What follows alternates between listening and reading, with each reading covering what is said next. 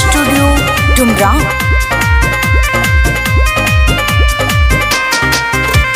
दौरत मारे सूतल नइखे जात राजा जी रहुआ सुत के बानी फूफियात राजा जी।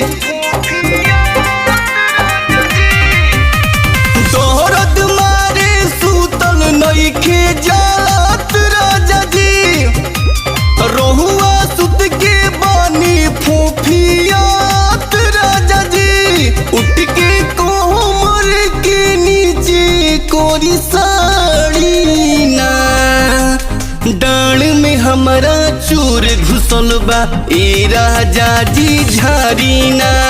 डांड में हमारा चोर घुसल बा ए राजा जी झारी ना।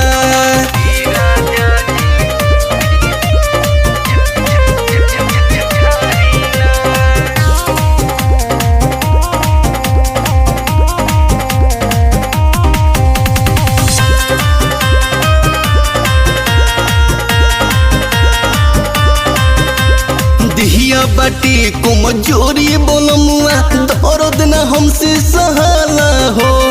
जल्दी से कोनो पैया लगाई से दिया पोयो बुन रहला हो। ही राजा जी दिहिया बाटी को मजोरी बोलमुआ दर्द न हमसे सहाला हो। जल्दी से कोनो पैया लगाई से दिया पोयो बुन रहला हो। ए जी सुनी मोबाइल तो निबारी ना डांड में हमारा चोर घुसल बा ए राजा जी झारी ना।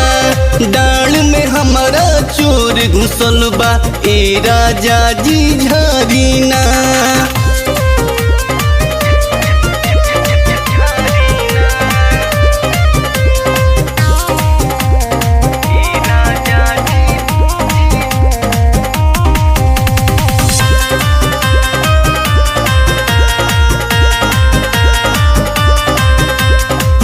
न कठोर मोर बुझी लाचारी ए राजा राहुल अकेला हो। किस्मत खराब बा यही से कोहिले धीरे धीरे दर्द उठेला हो। सोइया जी बनी न कठोर रउआ बुझी लाचारी ए राजा राहुल अकेला हो। किस्मत खराब बा यही से कोहिला धीरे धीरे दर्द उठेला हो।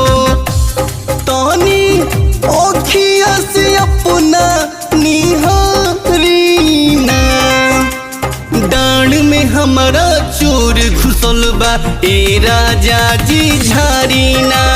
डांड में हमारा चोर घुसल बा ए राजा जी झारी ना।